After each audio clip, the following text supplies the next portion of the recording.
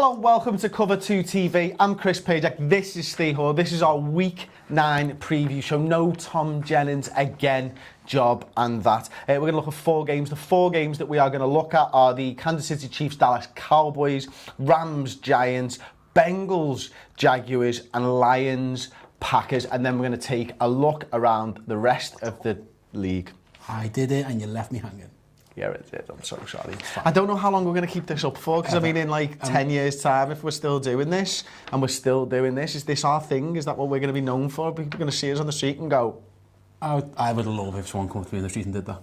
Would you? Yeah.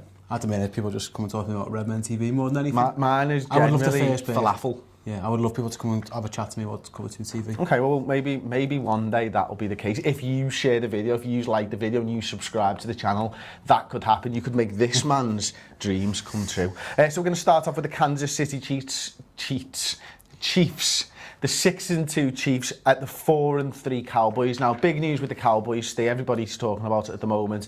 Zeke Elliott actually had his suspension. He is going to serve a 6-game suspension from now. It looks like again, he's trying to appeal it and stuff, but I mean, I don't know how this stuff works, but... I didn't think they were appealing it again. I think that's it now. I hope so. I hope it's done, but who knows? By the time this comes out, he might be playing again. But on the basis he's not playing, and there's always been a thought that with that offensive line, you can stick anyone behind them and you'll be productive. And to be fair, the Darren McFadden got 1,000 yards behind this line a few years ago, but it's a different line now. It's a different quarterback, it's a younger quarterback, and Elliott does make it, it is a drop-off. There's no two ways about it, you know what I mean? As well as whether it's McFadden or it's Morris, they're just not going to be as productive as him, especially in the passing game. That's where, Zeke is an amazing... He gets the credit for the rushing, and rightly so, he's really good, but he's an amazing blocker. Pass protection, he's fantastic, and he's amazing, with the ball out the backfield and stuff. So it's a massive, massive blow for Dallas. Excuse me, I must admit, now I know it was never going to happen, but I understand the Ajayi trade more, and I actually would have thought that could have been a really good one for the Cowboys, because Ajayi is very, very similar in that he's a very good rusher, but he's very good in pass protection as well. Yeah, the issue with that is it's 6 games, you know what I mean? So why would Ajayi do that? Why would he want to do it? Or why would Philadelphia try and, why would Philadelphia get upset? Once they've made that trade, they're going to do what they can to do around and stuff. Yeah, it's 6 games. You can't. It's hard to have. This is what you use backups for. It's the same as him suffering a hamstring injury. I must admit, I do think McFadden and Morris can go for 100 yards between them. Yeah, I think if that's the case, I think the Cowboys might win this game. I've flip-flopped on this one a couple of times, and I started off with the Chiefs because of the Zeke Elliott stuff, and then I've come down on the Cowboys because their defense is playing a little bit better this season. Kansas City Chiefs started so well. But Hunt now has had a couple of games under 100 yards. I think this could potentially be a 3rd game under 100 yards for Hunt. And I wondered whether, Andy Reid's offense comes out this season and nobody knows what they're doing, do you know what I mean? And I wonder whether just that little bit of extra game tape on these guys has nullified that threat a little bit more. So I am going to go with the Cowboys. It's probably not a popular opinion. How about yourself? Listen, you picked the home team. It's not a bad pick. I've gone Chiefs. I think the Chiefs' offense is too good. Again, without Elliott, I think they're not going to be able to keep up.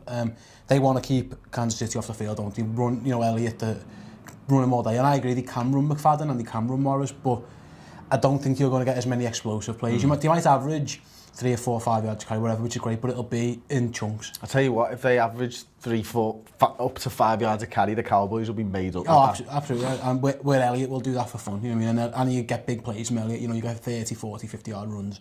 I don't think you're going to get that from either of those two, really. So I quite like the Kansas offense, really. Their struggles are on defense. They've lost players. Obviously, losing Eric Berry is an absolute killer for them and stuff. But I think they're going to have I still think they've got too much. I think with Kelsey and with Hill and with Hunt, a bit of Wilson through in there as well and stuff. I think it's going to be a good game, actually. I'm really looking forward to watching it, but I've picked the Chiefs on the road. Okay, well, let's move on to the Rams-Giants. Then we've not really spoken about the Rams, and we had a comment last week asking us to do a little bit more on them. Ask and ye shall receive. Exactly, and coming off a bye week as well. This Rams side, I believe, I didn't write this down, 12-5-1 coming off a bye week. They've got a really good record. I think the Giants are completely opposite. I think they've only won 5 coming off a bye week over the last few years and stuff, so really interesting. Yeah, the Giants are in disarray. They've just suspended Janoris Jenkins for ill-disciplined, so he's the second player they've suspended now. Obviously, Rogers Cromartie a few weeks ago got the same treatment, didn't he, and stuff. So they're in disarray. They're a team that's, it just looks like they've jacked it in, really. On the Rams side, they're 5-2. It's an amazing opportunity to go on the road, get yourselves to 6-2, stick with Seattle in that division, keep yourself in at the minimum in the wild card hunt, which they should be in because they're one of the better teams in the NFC, and I'm really looking forward to seeing them. I haven't watched them in depth too much, if I'm honest. Most of the time I've talked about them, it's been having watched shorter clip packages, but I will watch this game, and having watched what I've seen, I think Todd Gurley looks amazing again, and I think he's going to be fair to Giants have got a good run defence, but I think we're going to see a healthy dose of Gurley in this game. I think the Rams are averaging 127 yards on the ground every game at the moment, and then you've got Jared Goff, who's completing just under 60% of his passes. He's got 9 touchdowns, 4 interceptions on the season, so we're going to see a lot out of him. We've seen a little bit of a step up from Cooper Kupp over the last few weeks as well. So this Rams offense, for me, I'm not betting against them. And listen, the Giants are now 1-6, and they're not a good football side, so it's a pretty easy one because I like the Rams, and I think they're maybe even they're very much a dark horse for me at the moment, and I think it'll be a struggle for them to go all the way, but I'm pleased to see them doing well, to be honest. Yeah, absolutely. And the main reason I agree with you, I'm picking the Rams as well, but I'm doing it for the other reason, is that I just can't see that the Giants offensive line is just a mess at the moment, and the Rams pass rush will just eat it alive. I can see Aaron Donald just constantly being in Eli Manning's face. Whether he gets... the thing with Donald, he doesn't get that many sacks and stuff, but he gets him all the pressures. Because he's come right down the middle, he tends to avoid them and throw away. But Eli has a habit of holding the ball too long anyway, and I think he's going to be under serious pressure, and they can't run. The Giants have got no running game whatsoever. I think they're averaging 83 yards on the ground. It's messy. It's just... there's no explosiveness to it, you know what I mean? It's just like... It's just guys. There's no star. It's just lads who run the ball. It could be anyone. They could just pick someone off the street and run it. And I just think I wouldn't be surprised if this gets really ugly for the Giants. And I think I'm. Steve, is there a way the Giants can win this game? Yeah, of course they can. Because listen, and what is their strategy if they've got to win this game? What has to happen for that to happen? Evan Ingram's going to have a day in terms of he's realistically the only pass catching option they've got left, really. And to be fair, you get in Jared Goff's face, he's still not... He's good-ish. He's not great, is he? I mean, the Rams line is better, but it's not perfect, so you can get pressure. And the Giants have got a good front four, Vernon and Snacks Harrison and pardon me, I forgot the name, Jason Pierre-Paul, sorry. So that's how you do it. Your defensive line stops Todd Gurley, it gets in Jared Goff's face, and then you try and make it an ugly 17-10 type game where a bit of special teams, a bit of, Eli can still produce the odd magic throw and stuff, so they definitely can. But I just think at the moment, this is two teams where we're kind of on that trajectory, where the passing ship's going the other ways, and the Giants are very much going towards the rebuild that the Rams have already gone through, and the Rams are coming out of their rebuild and they're crossing. And I think we saw something to a lesser extent last week with Oakland and Buffalo, where one team's trending up, one team's trending down. I think this is a more significant example because the Giants are going really fast the other way. They look like a team. Again, suspensions, the coaches just... I think he's a dead man walking. I think he's gone at the end of the season. Yeah, McAdoo's terrible. They just look like they need to blow up and start again. And whereas the Rams have been through that, and they're coming out the other side with one of the best young head coaches I've seen for quite a while. So, again, I think this is going to get messy. I think the Rams win quite easily. Yeah, okay. Some good points there, mate. Detroit Lions 3-4 at the 4-3 Green Bay Packers. Now, this is not a happy hunting ground for the Detroit Lions. I mean, the Packers have had them for a long time now, haven't they, at Lambeau, and even before. When you played a few games, was it mid-90s somewhere else? They've been killed everywhere they've been, yeah. But Huntley in at quarterback for the Packers. I mean, Aaron Rodgers, arguably the most valuable player in football to his team. First of all, who are you picking? Pick Green Bay, just because I think there's going to be lots of running the ball. And I haven't seen the Lions' red zone offense. I think that suits the Packers, in that the Packers are very much bend, don't break. They do give up, gave up lots of yardage, the Packers, but they tend to do okay-ish in the red zone. They're not perfect, but that suits them more.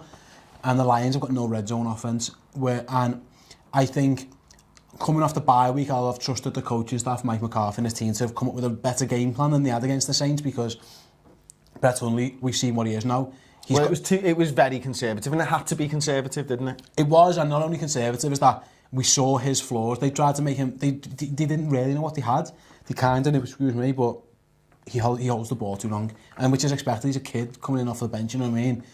So I think, having seen that, they'll adjust the game plan. I think Aaron Jones is in for another big day. You're going to see lots of the ball, lots of... He's 100 yards in a couple of games now. I think we might see that again. And you might see a lot of Ty Montgomery and stuff. And I think we'll see Hundley on the move a little bit more.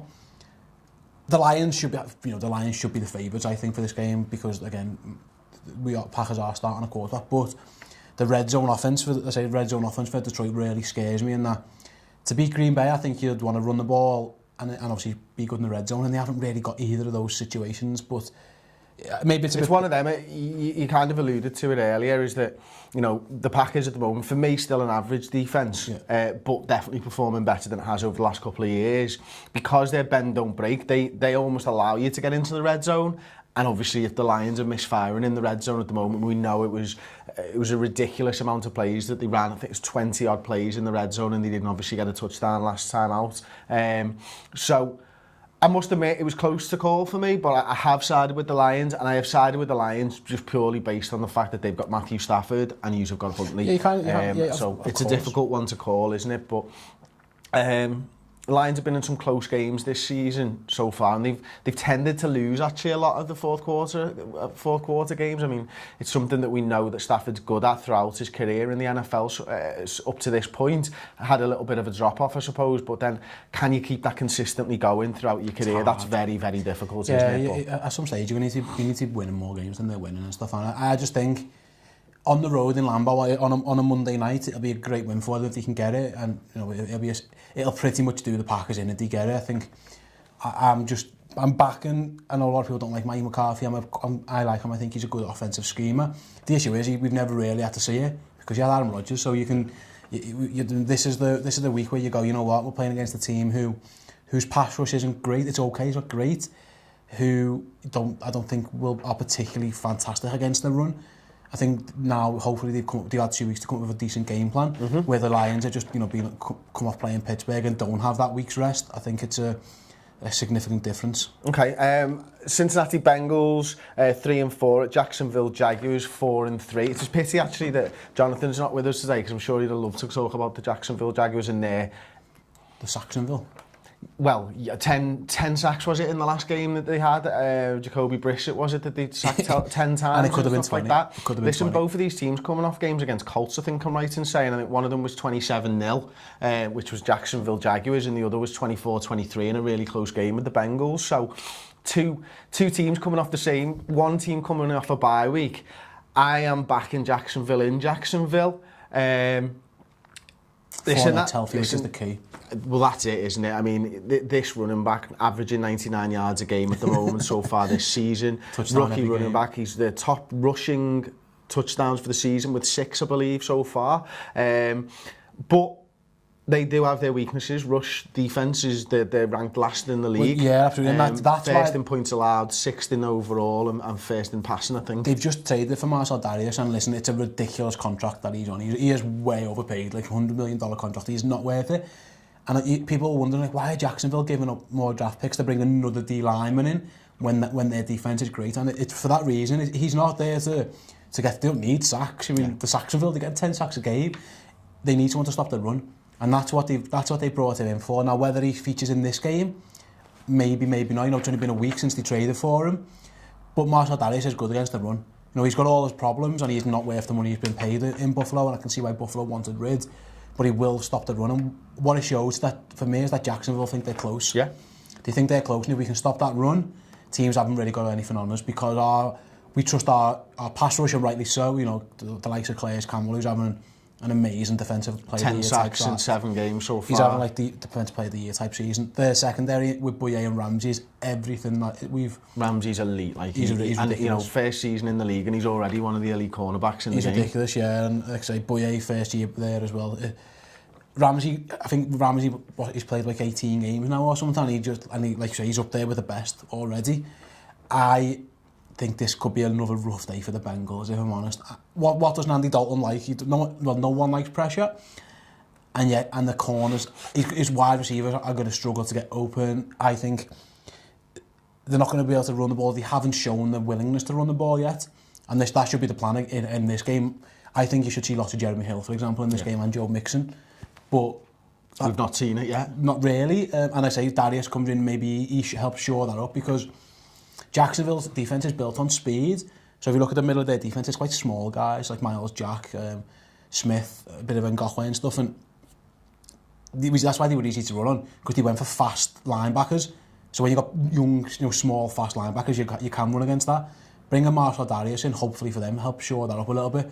So I think, yeah, Bengals offence has looked anemic at times. Yeah. Even AJ Green, as great as AJ Green is making quite a few errors. He's had a few fumbles, he's had a few passes where he hasn't been quite in the right place, and they've ended up getting tipped.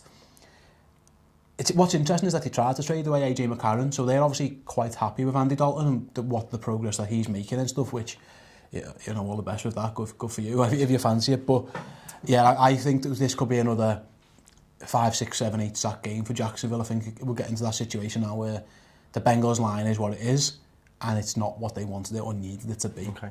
Well, there we go. We'll go into our spin around the league then. And we're going to start off with the 5-2 Bills at the 3-5 Jets. Steve, which way do you see this one going? Yeah, I already know the answer. It's Buffalo. Yeah, I've gone Buffalo because they're my new favourite team. But again, I think it'll be close. I think the Jets will be competitive in this game. I don't think the Bills are going to blow anyone away. I know the scoreline against the Raiders was quite a wide margin in the end, but it was a closer game than that. And the Jets have been competitive every time. Having said that, Buffalo they're another team who must think they're really close, because they've just traded for Kelvin Benjamin, haven't they? So they must think they are within a shout of doing something, at least a playoff, which they haven't had since the 90s.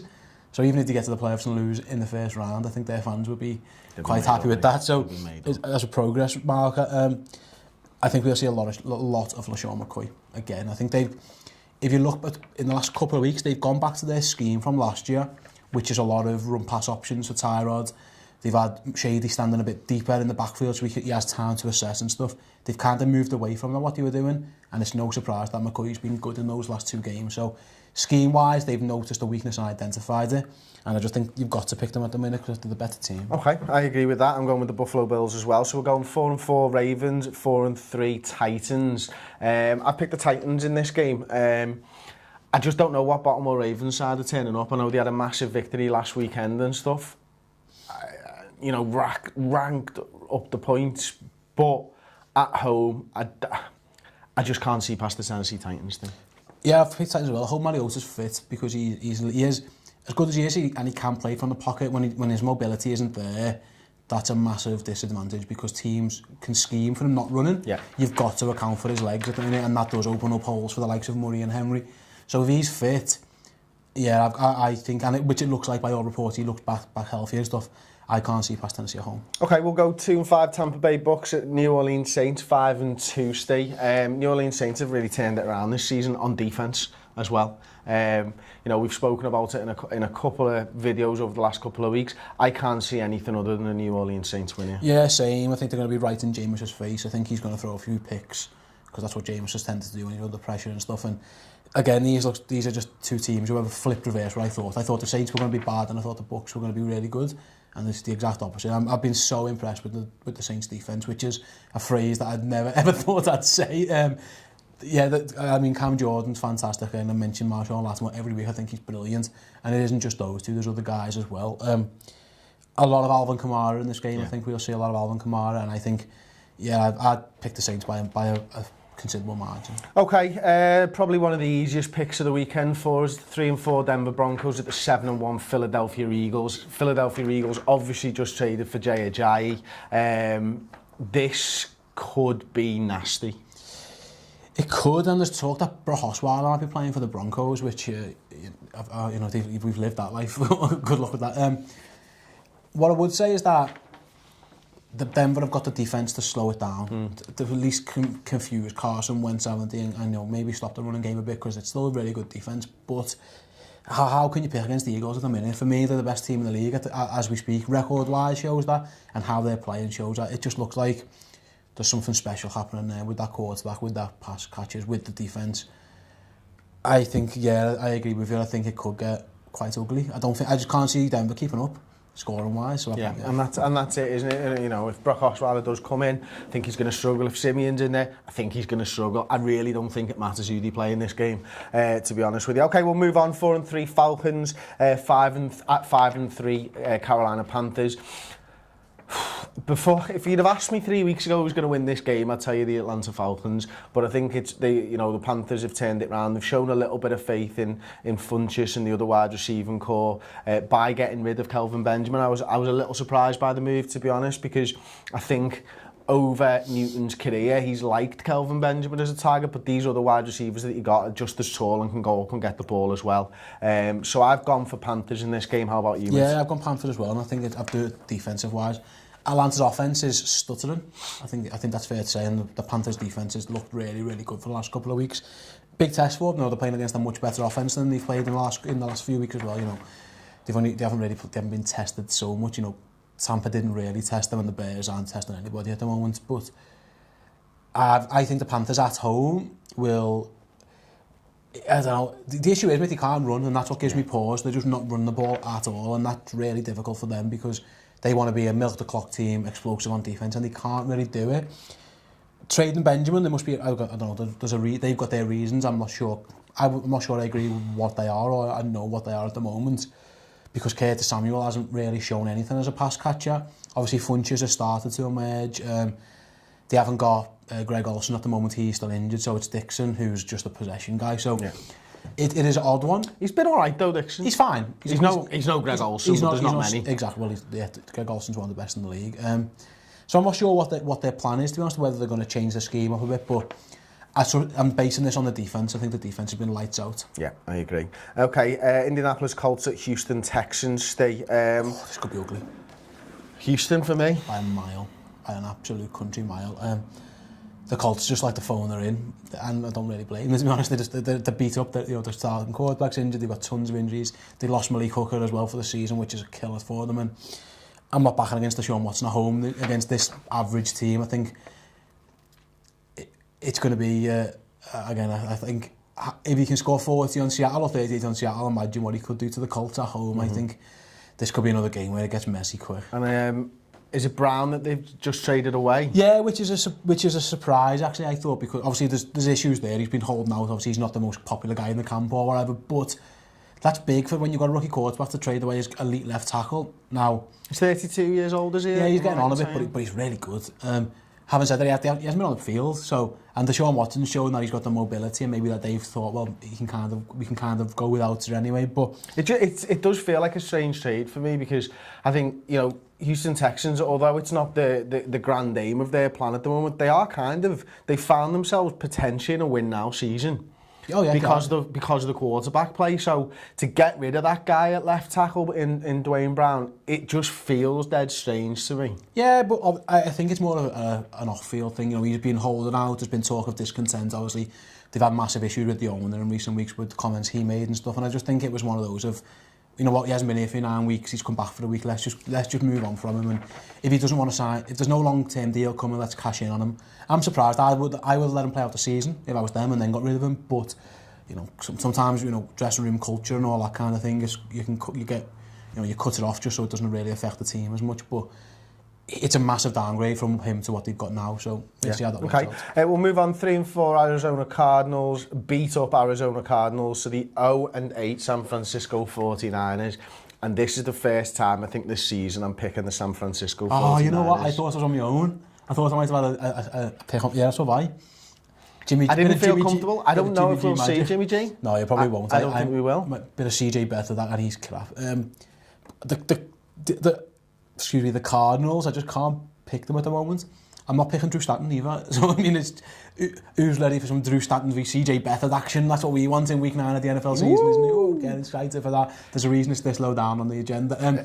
I just think the San Francisco pass rush is going to get to Drew Stanton, and he'll just make stupid errors and stuff. And a lot of Carlos Hyde running the ball. Listen, to be fair, Arizona have got better players. Skill-wise, you'd think, definitely have, because you've got Larry Fitzgerald for a start. But I just think, I don't see the 49ers going 0-16. I don't think they're that bad. And you've got to win a game somewhere, so let's pick them at home against the Cardinals. Yeah, so that's what I've done as well. And listen, we did mention it briefly then, and I don't want to tread over a show that you're going to do later on the trade picks and stuff. But question for you, if you do think it's going to be a lot of Carlos Hyde, is there an option to just get Jimmy G in to manage this game and just get him minutes on the field, Steve? Because that's the one thing that he hasn't had for a long time. We know he's a good player. We thought he could be very, very good. But, so much time spent off the field. If it's just going to be a game manager's job, maybe now is the time. And I know he doesn't know the scheme very well, and he'll probably have 3 reams of A4 with plays on and stuff like that, and explanations on his arms. In fact, he might have full body coverage, just the plays all over him. That's something out of... what was that first programme where he got the tattoos? Prison Break. Maybe something a bit Prison Breaky on Jimmy G, like. Why would you ruin that body for a start? Have you seen the guy? Mate. That's like painting on the Mona Lisa. Come on. He's not that. I mean, he's a good-looking bloke, but he's not... I think he's up there with the best-looking people I've ever seen. Really strange person, Steve. Sorry, but yeah, I'm not covering that. I don't see the point, if I'm honest. Especially, a lot of it will depend if he knows the protections. Because if he doesn't know the protections, he might get himself killed. Or he might get... So I think, what's the point? Yeah. You haven't bought him, so you haven't traded for him to be a quarterback. You've traded for him to be a franchise quarterback for like 10 years. I'm not sure that that's the case. I think that the San Francisco 49ers are looking at him for 2 months, and then that's a big pick to give away for 2 months. A second round pick for 2 months. When you're in a 6-year rebuild, I disagree. I think let me finish. Right, you've got a 6-year rebuild. Okay, you know what Kirk Cousins is going to play like. You've coached him before. You know what you're going to have to pay to get Kirk Cousins. Why not take that little bit of a risk now and decide if you can get somebody better? Because if you do, and you can, because he's not being paid a lot of money at the moment, you've given a lot away, of course, but you've still got the time to rectify that down the line. Yeah, I think so. For me, listen, I think Jimmy G will do well there, and I think he's a good quarterback, and he might not need to. But I also, something at the back of my mind says this might be a play as well. And I don't think it's going to happen, but I think it wouldn't surprise me if the coaches thought about it. Yeah, I think the other way around. I think when you give up a high second, which it's going to be a high second because of the crap. That's a massive pick for a team that is, as they've made loads of moves to acquire more picks. They are really picky with their picks. To give one away that high, I think they realise, and I don't want to trample on the other show, but it looks like that maybe they're not as convinced with the next quarterback class as other people have been and stuff, and it's a good deal for San Francisco to get at least he's a starter, Jimmy. We know he's going to be better than what they've got. So I disagree. I think they're in it for the long haul. So I think, why rush him into this game? Okay, fair enough. And we'll move on then. We've got the Redskins at the Seahawks. Redskins 3-4, Seattle Seahawks 5-2. I'm picking the Seahawks. They've just acquired a left tackle, the aforementioned Dwayne Brown. They've badly needed that. They need to get the running game going now. I don't know whether that'll happen in this game. We've seen Russell Wilson come up with some magical plays. He last week for him was him before the trade deadline going, get me some help, because I am literally having to do all of this on my own. Yeah, for sure. And they've gone out there and they've done that, and fair play to them, because again, they're in win now mode at the moment. Oh, for sure. And 5-2 Seahawks, they're going to be, for me, just sneaking up there, and we'll see them in the playoffs, and they might go far depending on home field advantage as always. Don't count out Russell Wilson. They'll win this game, Steve. What do you think? Yeah, for sure. And listen, Washington have got no offensive line. They literally do what they do, picking lads off the street and playing them a week later. And against this Seattle defence, I think I feel a fear for Kirk Cousins, if I'm honest. He might get really hurt, which is a shame and stuff. And he again, when under pressure, he's got a tendency to throw picks and stuff against the secondary, which is a very ball hawk, opportunistic defence, isn't it? So, yeah, I think Seattle will win this quite easily. It might be a bit stuttery on offence at first. Not with the Seahawks. I know, go figure, because they can't run the ball, and It is, but again, how can you back against them here? Okay, final game to cover for the weekend for us. Oakland Raiders at Miami Dolphins. Dolphins just traded away Jay Ajayi. There was rumours that Odell Beckham Jr. was trying to get Landry over to New York Giants as well. He didn't end up moving, did he? No. That's fortunate for them. I don't know what's going on with the Dolphins and I can't pick them. Yeah, I mean, they can't score. Yeah. That's a massive issue. And getting rid of your running back, your star running back, probably doesn't help. I think it's a culture thing. I think, there's been talk that Gase and Ajayi have clashed. He didn't play the first game, did he? Last year or this year was it? Sorry, when he just didn't travel. Because because he just didn't like him. There's a culture thing there and stuff, and whether he's completely buying in. But you're a weaker team without him. I mean, Kenyon Drake, we'll see what he is. But Miami's offense have shown absolutely no ability to move the ball, to score points. And Oakland, as bad as they've been on defence, I think they'll be able to, their offence should have more than enough, because if Miami score more than 14, it's a bonus at the moment in time, which is just mad. And I think... Or any, after last week. I mean, just a point would be nice. A safety. Get a safety, lads. Defence help out. Oakland, I'm not picking a team who can't score, go figure. Yeah, it's a good point, Steve, and one that we should wrap the show up on. If you've enjoyed the show, do drop a like on it. Hard-hitting analysis from Cover 2 TV. Hey, mate, that's how it is. You need to score points to win. If you can't score points, you can't win games. It's that simple. Michael Owen style analysis from us on Cover 2 TV. Don't forget to like the video, subscribe to the channel, tell all your friends about it if they're into the NFL. And if you want to get involved, then comment on the video, let us know. Maybe we'll set up some type of Skype and do some shows with people who are watching the show, because that would be really cool, wouldn't it? Yeah, I'm in. Cool. All right, nice one. And I'll see you next time on Cover 2 TV.